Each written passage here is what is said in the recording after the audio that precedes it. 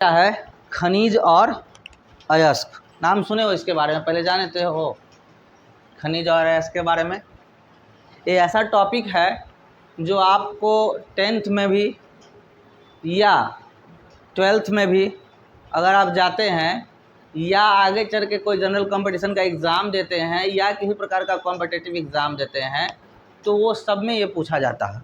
आज जो हम क्लासेस पढ़ने जा रहे हैं, जो टॉपिक्स पढ़ने जा रहे हैं, तो आपके फाइनल एग्ज़ाम में एक क्वेश्चन इससे पक्का रहेगा, एकदम कंफर्म। कम से कम एक क्वेश्चन रहेगा, एक से अधिक भी रह सकता है, लेकिन कम से कम एक क्वेश्चन रहेगा। ये इम्पॉर्टेंट है, तो थोड़ा सा ध्यान से पढ़ना है।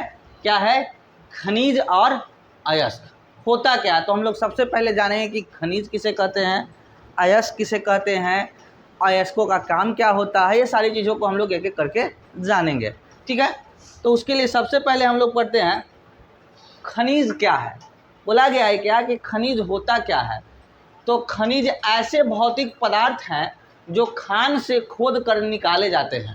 बोला गया है क्या कि खनिज एक ऐसे पदार्थ हैं जो खान से खोद कर निकाले जाते हैं। तो खोदा जाएगा, तो खोदा जाएगा मतलब कहाँ खोदा जाएगा? छत पे कि आकाश पे? कहाँ पे? जमीन पे। इस जमीन को ही हम लोग कहते हैं भूपर पर्टी। क्या कहते हैं? भूपर पर्टी। यानी हम लोग क्या कहते हैं, खनिज को भूपर पर्टी में खोद कर गड्ढा करके क्या होता है, धरती के अंदर से निकालते हैं। हमारे ऊपर जो चलते हैं, जिस पे चल रहे हैं, उस पे मिट्टी ही मिट्टी दिखाई देती है, बालू ही बालू दिखाई देती है, रेत ही रेत दिखाई देती है। लेकिन इस धरती के अंदर, इस भूपर पर्टी के अंदर पानी भी है, पेट्रोल भी है, लोहा भी है, कई सारे तत्व हैं, ठीक है।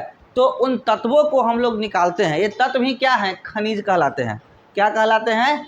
खनिज कहलाते हैं। बोला गया है क्या कि हमारे पृथ्वी पर अगर ऊपर से देखा जाए तो चारों ओर बालू है या पानी है या हम लोग को मिट्टी दिखाई देगा जहाँ पे हम लोग रहते हैं, लेकिन उस धरती के अंदर पानी भी है, फिर आपका क्या कहते हैं, कई प्रकार के लोहा, सोना, चांदी, कई प्रकार के तत्व हैं, ठीक है। पेट्रोल, जैसे हम लोग यहाँ धरती से खटते तब बोरिंग करते हैं तो क्या होता है, धरती से पानी निकलता है।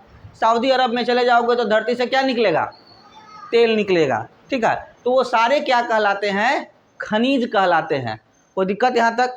उसके बाद बोला गया है क्या, कहा गया क्या, खनिज ऐसे भौतिक पदार्थ हैं जो खान से खोद कर निकाले जाते हैं। कुछ उपयोग में खनिज पदार्थ के नाम है, जैसे कि लोहा, अभ्रक, कोयला, बॉक्साइट, नमक, जस्ता, चूना, पत्थर इत्यादि। ये सारे क्या है? खनिज है। और सबको हम लोग क्या करते हैं? खोद कर निकालते हैं। कहाँ खोद कर निकालते हैं? धरती को खोदकर, जमीन को खोदकर निकालते हैं। कोई दिक्कत यहाँ तक? ठीक है। अब तत्व जो होते हैं दो प्रकार के होते हैं, दो अवस्था में होता है। एक होता है मुक्त अवस्था में और एक होता है कंबाइन संयुक्त अवस्था में। मुक्त अवस्था मतलब कि बस उसको निकालो, धो और काम में ले आओ। और एक होता है कि डायरेक्ट उसे हम लोग शुद्ध रूप में प्राप्त नहीं करते, उसको धो धो के उसको कई सारी अभिक्रियाओं से गुजार कर उसे हम लोग शुद्ध धातु के रूप में प्राप्त करते हैं, शुद्ध पदार्थ के रूप में प्राप्त करते हैं, ठीक है। तो बोला गया क्या, अभी तक हमने क्या बताया कि तत्व हमारे भूपर पट्टी में दो प्रकार से पाए जाते हैं। एगो मुक्त अवस्था में, यानी कि अगर लोहा है तो उसमें प्योर लोहा होगा, कोई दूसरा तत्व नहीं होगा। अगर एल्युमिनियम है तो प्योर एल्युमिनियम होगा, उसमें कोई दूसरा तत्व नहीं होगा, तो वो हो गया मुक्त अवस्था में। और एक होता है क्या, संयुक्त अवस्था में, मतलब लोहा तो प्राप्त हुआ लेकिन लोहा के साथ हाइड्रोजन या कार्बन कुछ और प्राप्त हुआ, सोना तो प्राप्त हुआ लेकिन सोना के साथ कुछ और प्राप्त हो गया, मतलब दोनों मिक्स रूप में मिलेगा, तो उसे क्या बोलते हैं? संयुक्त अवस्था में। दो चीज़ें समझे। पहला हमने फिर क्या समझा, खनिज क्या होता है, जो धरती से खोद कर निकाला जाता है उसे क्या कहते हैं? खनिज कहते हैं। जैसे कि हमारा ये सारा एग्जाम्पल है। उसके बाद आता है एक और तत्व है, एक और टॉपिक है, अयस्क किसे कहते हैं। आगे चल के पूछा जाएगा कि धातु और अयस्क में अंतर स्पष्ट करें, ठीक है, या अयस्क किसे कहते हैं, ठीक है। तो बोला गया है क्या, हमारा अगला टॉपिक क्या है, अयस्क किसे कहते हैं, ठीक है। तो इसके बारे में हम लोग जानेंगे। यहाँ पर जो दिखाई दे रहा है क्या, दो तत्व है, इसमें कुछ काला दिखाई दे रहा है और कुछ पीला दिखाई दे रहा है, कुछ हरा दिखाई दे रहा है, कुछ लाल दिखाई दे रहा है ना? तो नहीं दिखाई दे रहा है, दे रहा है ना? तो बोला गया है क्या कि दिखाई दे रहा है, यानी कि ये क्या है, संयुक्त अवस्था में है। एक धातु मुक्त अवस्था में नहीं है, ये क्या है, संयुक्त, यानी कि एक तत्व के साथ कई तत्व क्या है, मिले हुए हैं, ठीक है। तो बोला गया है अयस्क किसे कहते हैं, तो इसके परिभाषा को हम लोग जानेंगे। तो यहाँ पर कुछ एग्जाम्पल है, ये सारे क्या है, तत्व है। ये सारे तत्व क्या है, इसके बारे में हम लोग आगे चल के पढ़ेंगे। बस अभी समझ लेते हैं कि ऐसे तत्व होते हैं जो हमें भूपर पट्टी यानी धरती के अंदर प्राप्त होते हैं। ठीक है, अब इसके परिभाषा को हम लोग देखेंगे तो और अच्छे से समझ में आएगा कि बोला गया है क्या, यहाँ पर एक तरफ खनिज है, दूसरा अयस्क है, तीसरा गैंग है और तीसरा चौथा क्या है, भर्जन है। तो बारी बारी से हम लोग समझेंगे। तत्वों को तो हम लोग सॉरी खनिज को तो हम लोग समझ लिए कि जो धरती से खोद कर निकाला जाता है उसे क्या कहते हैं, खनिज कहते हैं। अब आता है अयस्क क्या होता है, तो वे खनिज जिन्हें अधिक मात्रा में धातु पाया जाता है और उसे निकालना लाभकारी प्राप्त होता है उसे अयस्क कहते हैं। यानी धातु और खनिज सॉरी अयस्क और खनिज दोनों क्या होता है, पृथ्वी से खोदकर धरती को खोदकर ही निकाला जाता है, लेकिन खनिज और अयस्क में अंतर होता है। अब सिंपल सा बात है कि अगर तुमको कोई बोला जाए कि जाके मार्केट से तुम सब्जी खरीद के लाओ, ठीक है, तो सब्जी खरीद के लेके जाओ और आपको मान लेते हैं कि 1 केजी सब्जी खरीदना है। कौन सा सब्जी खरीदोगे, बैगन खरीदोगे। चलो आपने क्या किया, बैगन खरीदा, तो आप गौरीचक आएंगे तो बैगन खरीद के ले जाएंगे, और आपको क्या करना है, संपाचक जाना है तो भी बैगन खरीद के लेके जाएंगे। संपाचक अगर आप जाते हैं यानी एक दूसरे बाजार में आप जाते हैं तो वहाँ पर आपको घर से जाने में समय भी ज़्यादा लगता है और भाड़ा भी मान लेते हैं 10 रुपया लगा। उसी प्रकार से अगर आप घर से गौरीचक आते हैं यानी अपने बाजार में आते हैं, वहाँ से आपको कम समय भी लगा और अगर क्या कहते हैं थोड़ा सस्ता भी मिल जाएगा। तो आप संपाचक बाजार जाएंगे कि आप गौरीचक बाजार आएंगे, गौरीचक। तो क्यों ऐसा, दोनों जगह से तो हमने कहा बैगन ही खरीदना है, तो वहाँ पर क्या कहते हैं, वहाँ पर क्यों नहीं जाएंगे, यहाँ पर क्यों आएंगे, सस्ता है और समय का बचत है। तो खनिज और अयस्क कुछ ऐसा ही होता है। खनिज से भी हम लोग धातु प्राप्त करते हैं और अयस्क से भी धातु प्राप्त करते हैं, लेकिन खनिज से धातु प्राप्त करने में ज़्यादा खर्च लगता है, ज़्यादा मेहनत लगता है और परेशानी ज़्यादा होती है। लेकिन अयस्कों से धातु प्राप्त करने में कम से कम खर्च में आसान से आसान तरीके से शुद्ध धातु प्राप्त कर लेते हैं। ठीक है, धातु और अयस्क धातु को प्राप्त करने में अयस्क से कम परेशानी होती है और क्या कहते हैं खनिज से ज़्यादा परेशानी होती है। इसीलिए ज़्यादातर ऐसा माना गया है, ऐसा देखा गया है कि शुद्ध धातु प्राप्त करने के लिए हम लोग खनिज का उपयोग न करके अयस्क का उपयोग करते हैं। खनिज से भी प्राप्त करते हैं, लेकिन अगर हमें अयस्क न मिले तो ही खनिज का उपयोग करेंगे। इसलिए बोला गया है प्रत्येक, क्या बोला गया है, प्रत्येक अयस्क खनिज हो सकता है, लेकिन प्रत्येक खनिज क्या होगा, अयस्क नहीं हो सकता। ये क्वेश्चन पूछता है, क्यों, क्योंकि खनिज से भी हम लोग धातु प्राप्त करते हैं और अयस्क से भी धातु प्राप्त करते हैं, लेकिन खनिज से महंगा खर्च करके ज़्यादा से ज़्यादा मेहनत करके प्राप्त करते हैं, लेकिन अयस्क से क्या है, कम से कम खर्च करके धातु प्राप्त करते हैं। कोई दिक्कत यहाँ तक नहीं ना। उसके बाद आता है गैंग। गैंग क्या होता है, गैंग सुने हो, बिच्छू गैंग ना। गैंग मतलब अभी तक समझते हो गैंग 4-5-10 गो आदमी मिल गया और कहीं गया और लड़ाई कर लिया, मार कर लिया, मर्डर कर दिया, लेकिन हम लोग यहाँ पर गैंग वैसा कुछ नहीं समझेंगे। गैंग क्या होता है, गैंग का मतलब अशुद्धि। अगर जो लड़ाई लतखोरी करता है इधर उधर समाज में, तो समाज का क्या है, अवांछनीय तत्व है।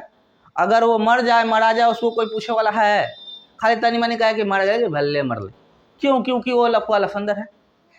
उसी प्रकार से क्या होता है, गैंग क्या होता है कि जब हम शुद्ध धातु प्राप्त करते हैं तो धातु के अंदर मतलब कि उस खनिज के अंदर या अयस्क के अंदर जो अशुद्धि होती है, अवांछनीय तत्व होते हैं, उसे ही क्या कहते हैं, गैंग कहते हैं। यानी किसी खनिज या अयस्क में पाया जाने वाला अशुद्ध पदार्थ को ही क्या कहते हैं, गैंग कहते हैं। कोई दिक्कत नहीं ना। उसके बाद आता है भर्जन, आगे भी पढ़ेंगे, अभी थोड़ा सा समझ लेते हैं कि सल्फाइड अयस्क को वायु की उपस्थिति में अधिक ताप पर गर्म करने पर क्या होता है, ऑक्साइड में बदल जाता है। कहा गया है कि भर्जन क्या होता है, तो सल्फाइड अयस्क को वायु की उपस्थिति में अधिक ताप पर गर्म करते हैं, नॉर्मल ताप पे नहीं, अधिक ताप पे गर्म करते हैं, तो हमें क्या होता है, सल्फाइड अयस्क क्या होता है, धातु के ऑक्साइड में बदल जाता है और इस प्रक्रिया को ही क्या कहते हैं, भर्जन कहते हैं। अगर कोई पूछे कि भर्जन किसे कहते हैं, तो सल्फाइड अयस्क को वायु की उपस्थिति में, सल्फाइड अयस्क को वायु की उपस्थिति में गर्म करते हैं तो वह क्या हो जाता है, ऑक्साइड में बदल जाता है, और इस ऑक्साइड में बदलने की प्रक्रिया को ही क्या कहते हैं, भर्जन कहते हैं। कोई दिक्कत? आगे की ओर चलते हैं कि अब दोनों में अंतर, कभी कभी आपका 3 नंबर में पूछता है कि खनिज और अयस्क में अंतर स्पष्ट करें। क्या बोला गया? खनिज और अयस्क में अंतर स्पष्ट करें। तो बताया गया है क्या कि पृथ्वी के भूपर पट्टी के में प्राकृतिक रूप में पाए जाने तत्व को यौगिक खनिज कहते हैं। उसी तरह से अयस्क के बारे में बोला गया वे खनिज जिनसे धातुएं आसानी और कम खर्च से प्राप्त की जा सकती है। दोनों भूपर पट्टी में पाया जाएगा, दोनों धरती के अंदर पाया जाएगा, लेकिन इसमें क्या होता है, आसानी से और कम खर्च में प्राप्त होगा, लेकिन इसमें क्या होगा, अधिक खर्च लगेगा इसकी अपेक्षा, है ना। इसीलिए दोनों में पहला अंतर हुआ। दूसरा अंतर, खनिज में धातु की मात्रा बहुत कम होती है और अयस्क में धातु की मात्रा अधिक होती है, ये दूसरा अंतर है। तीसरा अंतर क्या है कि खनिज से शुद्ध धातु प्राप्त करना कठिन होता है। क्या हुआ? हंसी किस लिए बड़ा भाई, किस लिए हंसी बड़ा? क्लासेस में ये तरीका सही है, तब करते करते फिर फालतू में हंसी, नहीं पढ़ने में मन करता है जाके आराम से आप मैथ्स बनाइए, कोई ज़रूरत नहीं है क्लासेस को डिस्टर्ब करने का, आपको हक नहीं है क्लासेस को डिस्टर्ब करने का। पूरा माइंड का टेम्परेमेंट चेंज कर जाता है, पढ़ाते समय एक एनर्जी लगता है, जो मेहनत कर रहे हैं ना आगे वाला नहीं करेगा, लेकिन फिर भी आप लोग नहीं समझते, डिस्टर्ब कर देते हैं। चलिए कोई बात नहीं है। खनिज से शुद्ध धातु प्राप्त करना क्या होता है, क्या होता है, कठिन होता है, लेकिन अयस्क से शुद्ध धातु प्राप्त करना क्या होता है, मुश्किल होता है। उसके बाद बोला गया है सभी खनिज अयस्क नहीं होते हैं, लेकिन सभी अयस्क खनिज होते हैं। अभी अभी हमने बताया था कि सभी खनिज क्या होते हैं, अयस्क नहीं होते हैं, लेकिन सभी अयस्क खनिज होते हैं। क्यों? क्योंकि क्या होता है, जैसे एग्जाम्पल में दे दिया कि अब्रक, लिमोनाइट, या उदाहरण में यहाँ पर बॉक्साइट, कराइलाइट, ये सारे क्या हैं, तो अयस्क के उदाहरण है, ये सारे क्या हैं। हम लोग क्या किए, तो खनिज और अयस्क में अंतर को समझ लिए।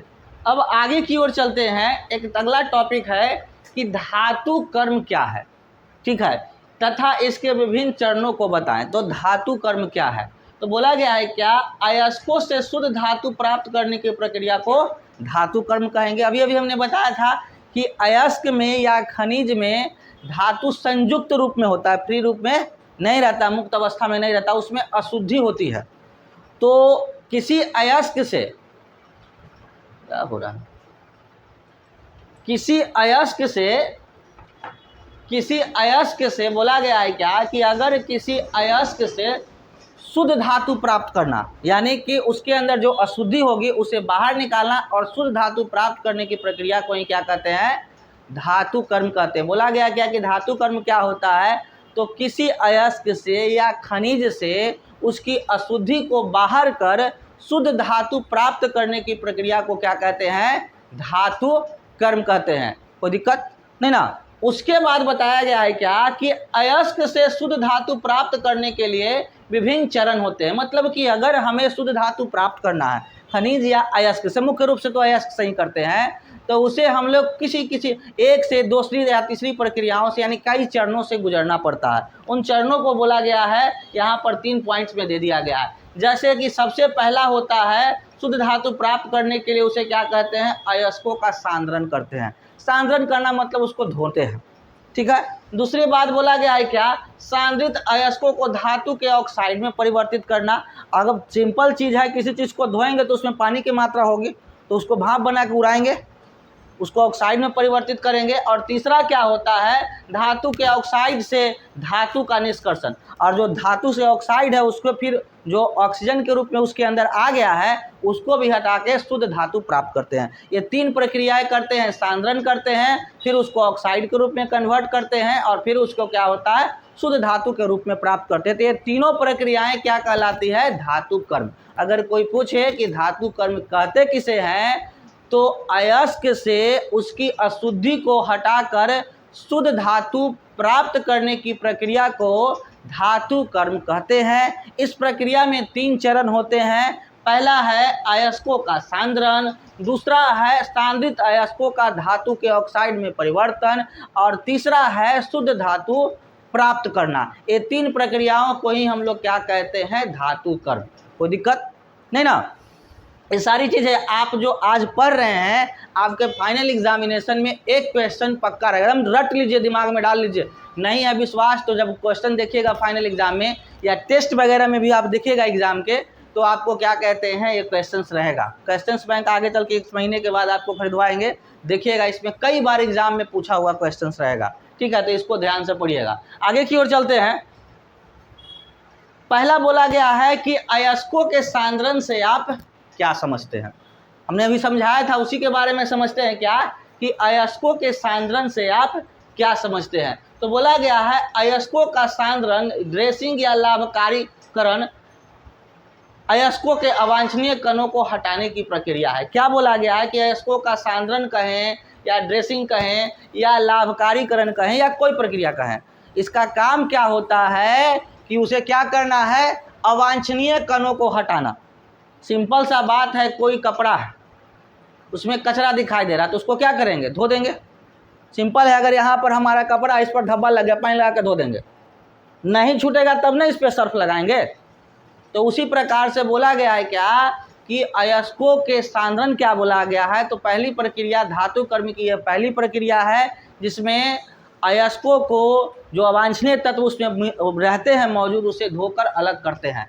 कैसे, तो बोला गया इसके कई चरण हैं। अयस्कों का सांद्रण के कई चरण हैं, जैसे मौजूदा धातु परिसर और गैंग की भौतिक विशेषताओं में भिन्नता या उपयोग अयस्कों के आवश्यक सामग्री को अलग करने के लिए किया जाता है। गैंग एक ऐसा खनिज है जिसमें अवांछनीय तत्व होते हैं।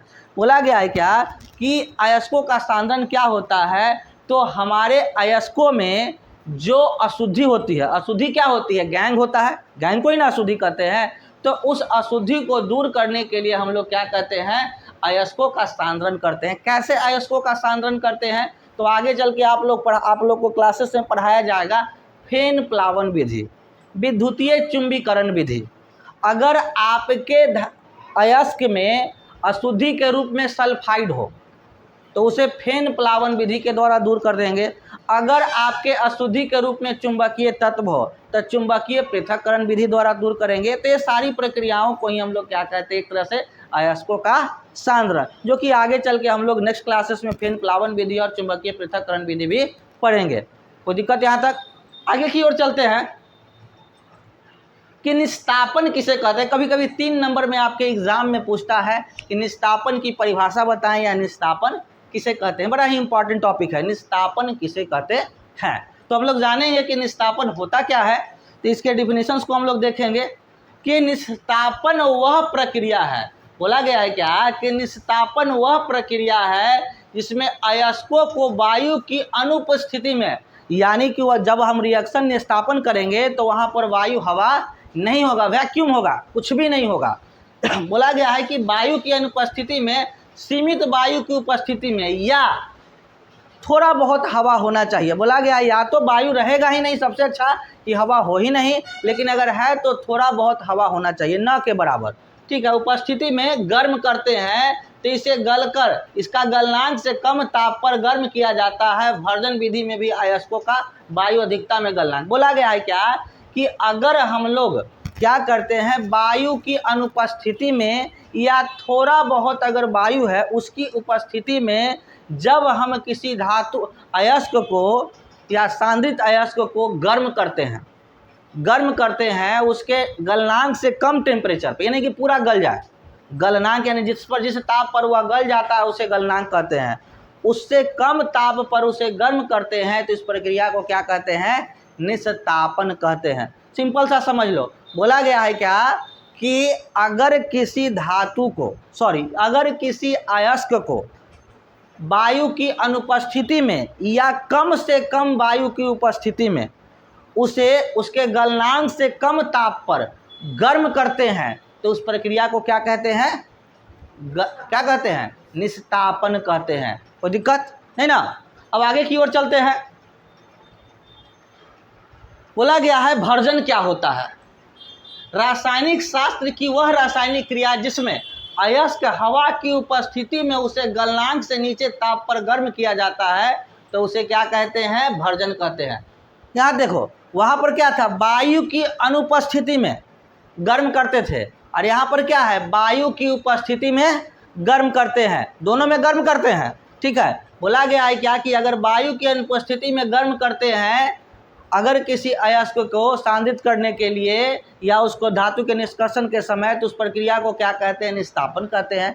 अगर वायु की उपस्थिति में करते हैं तो उसे क्या कहते हैं, भर्जन कहते हैं। यहाँ पर एक एग्जाम्पल दिया गया है कि सल्फर को ऑक्सीजन से अभिक्रिया कराया गया तो क्या प्राप्त हुआ, सल्फर डाइऑक्साइड।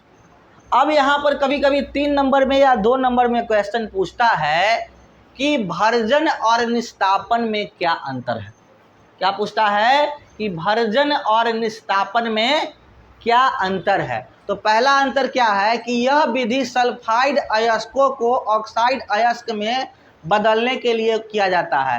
बोला गया है क्या कि भर्जन प्रक्रिया सल्फाइड अयस्कों को उसके ऑक्साइड में परिवर्तित करने के लिए क्या करते हैं, भर्जन प्रक्रिया करते हैं। निस्तापन के लिए बोलते हैं, बोला गया है क्या, यह विधि कार्बोनेट और हाइड्रोक्साइड अयस्कों की समृद्धि के लिए उपयोग किया जाता है। यहाँ पर क्या कहते हैं, निस्तापन में कार्बोनेट और हाइड्रोक्साइड के लिए उपयोग में लाया जाता है, और भर्जन में क्या होता है, सल्फाइड अयस्कों के लिए लाया जाता है। पहला अंतर कंप्लीट हो गया।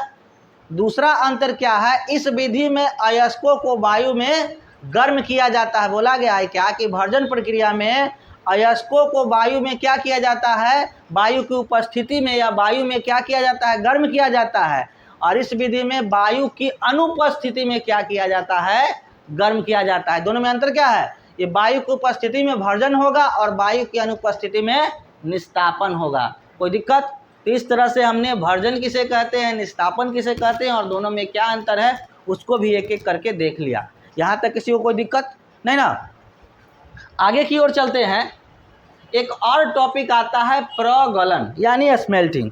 इसे क्या कहते हैं, तो बोला गया है क्या, वैसी प्रक्रिया जिसमें धातु के ऑक्साइड को कार्बन के साथ मिश्रित कर, बोला गया है क्या कि धातु के ऑक्साइड को कार्बन के साथ मिक्स कर किया जाता है। देखिए रिएक्शन में ये क्या है, धातु का ऑक्साइड है, ये हमारा क्या है, धातु का ऑक्साइड है, ये हमारा क्या है, धातु का ऑक्साइड है। इसको क्या किया, कार्बन के साथ मिक्स किया जाता है, मिलाया जाता है, और मिलाने के बाद एक भट्ठी में गर्म किया जाता है, यानी उसको भट्ठी में डाल दिया जाएगा और उसे गर्म किया जाएगा, जिससे क्या होता है, कार्बन का अपूर्ण दहन फलस्वरूप प्राप्त कार्बन मोनोऑक्साइड और स्वयं कार्बन भी धातु ऑक्साइड को अभिकृत कर धातु में परिणत होता है, जिसे प्रगलन कहते हैं। क्या किया गया कि यहाँ पर धातु के ऑक्साइड को कार्बन से अभिक्रिया कराएं, ठीक है, कार्बन से अभिक्रिया कराएं तो ये क्या हुआ, ये कार्बन जो है इसके ऑक्सीजन से अभिक्रिया कर लिया,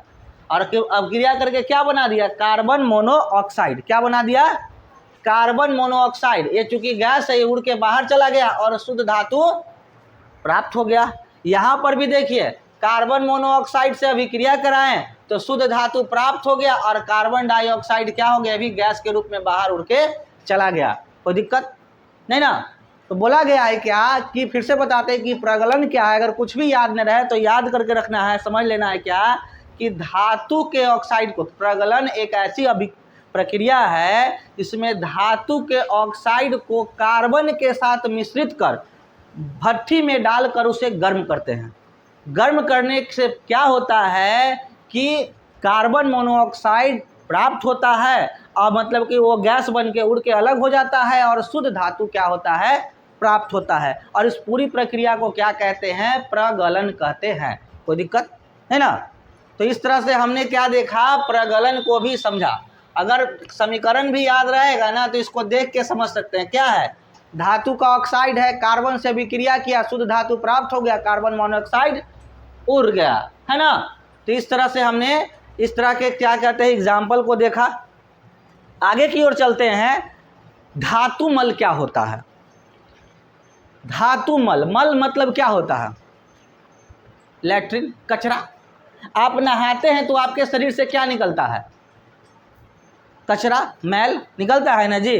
तो उसी प्रकार से अगर अशुद्ध धातु मतलब अयस्क होता है, अशुद्ध धातु ही रहता है यानी उसके संयुक्त रूप में होता है, तो अयस्क से हम लोग शुद्ध धातु प्राप्त करते हैं।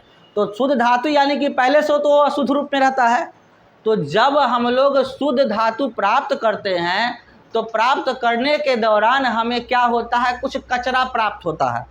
क्या निकलता है, कुछ कचरा निकलता है, उसे हम लोग क्या कहते हैं, धातु मल कहते हैं। यहाँ डिफिनीशंस को देखेंगे, बोला गया है क्या कि गालक अयस्कों में उपस्थित अगलनीय अशुद्धि को गलनीय पदार्थ में बदल देते हैं, जिसे धातु मल कहते हैं। जैसे उस अब नहीं हट रहा है तो उसको क्या करेंगे, गला देंगे, और गला के उसको क्या करेंगे, अलग कर देंगे। अगर मिला हुआ है पूरी तरह से कचरा मिला हुआ है तो उसको गर्म कर देंगे, गर्म करके पिघल जाएगा तो उसको छान लेंगे, और छान के हमें शुद्ध क्या होगा, धातु प्राप्त होगा। कुछ भी याद न रहे तो अयस्कों के सांद्रण के दौरान शुद्ध धातु प्राप्त यानी धातु कर्म